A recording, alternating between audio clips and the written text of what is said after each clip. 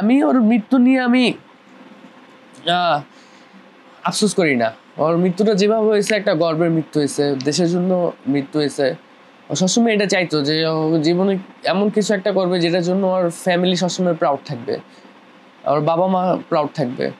এখন শুধু ওর বাবা মা ওর ফ্যামিলি প্রাউড না, পুরো দেশ ওর জন্য প্রাউড। এবং এই জিনিসটা আমি ওর জন্য হ্যাপি যে ওর সবচেয়ে বড় ড্রিম ও ফুলফিল করে, নিজের হাতে ফুলফিল করে যেতে পারছে। ছোট ছোট ড্রিমগুলো ফুলফিল করার জন্য ইনশাল্লাহ আমি আছি।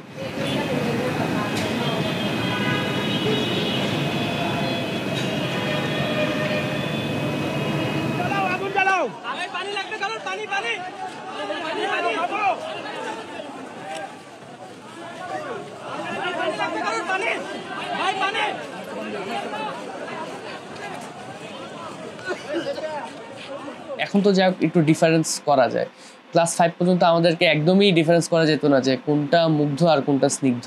যখন আমাদেরকে ডাকতো কোনো টিচার হোক বা কেউ যদি ডাকতো যে এই মুগ্ধ এদিকে আসো, তো মুগ্ধ যদি না থাকতো আমি চলে যেতাম। আমি চলে যাই, বলতাম হ্যাঁ বলেন কি হয়েছে।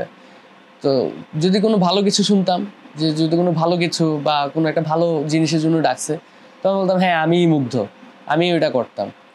আর যদি শুনতাম যে কোনো খারাপ কিছু বা কোনো বিচারের জন্য ডাকছে, আমি মুগ্ধ না, আমি স্নিগ্ধ, আমি মুগ্ধরে পাঠাইতেছি।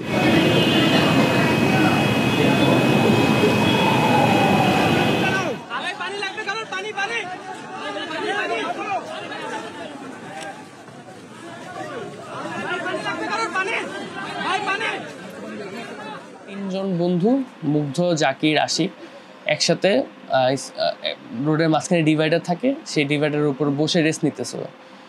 মুগ্ধ ছিল মাঝখানে, মুগ্ধ দুই পাশে বাকি দুই ফ্রেন্ড ছিল। এক পর্যায়ে পুলিশ ধাওয়া দিয়ে আসছে, সবাই দৌড়ে চলে আসছে, যে দৌড়ে আসতেছে মেইন রোডের দিক থেকে ক্রিসেন্ট হসপিটালের দিকে দৌড়ে চলে আসতেছে, পুলিশ ধাওয়া দিয়েছে।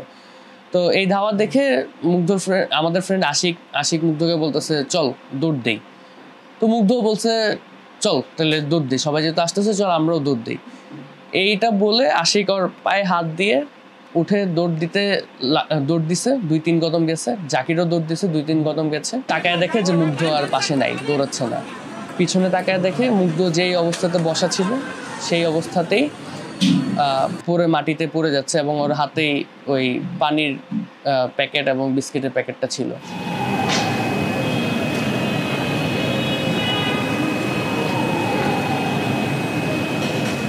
ও কোনো একটা জায়গায় বিপদে পড়লে আমার কিরকম যেন একটা অস্বস্তিকর লাগতো, আমি কোনো জায়গায় বিপদে পড়লে ওর কোনো একটা অস্বস্তিকর লাগতো। যেমন এই 18 তারিখেও আমার 4:30টার দিকে মনে হইতেছিল যে আমি ওকে ফোন দিয়ে বলি বাসায় চলে আসতে, অনেকক্ষণ হয়ে গেছে, এতক্ষণ ধরে বাইরে কি করবে, অনেকক্ষণ তো হয়ে গেছে, এখন বাসায় এসে পড়া উচিত। আমি ফোন দিবও ভাবছিলাম, কেমন যেন মনের ভিতরে একটু মানে আনচান করতেছিল।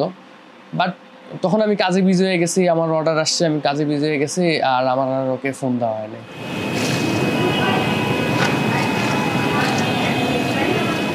মৃত্যুটা এমন একটা জিনিস ভাগ করা যায় না, জন্ম ভাগ করা যাইতো না, কিন্তু আল্লাহ আমাদের ভাগ্যে লিখে রাখছিল যে আমরা জন্মটা ভাগাভাগি করেই জন্মগ্রহণ করব।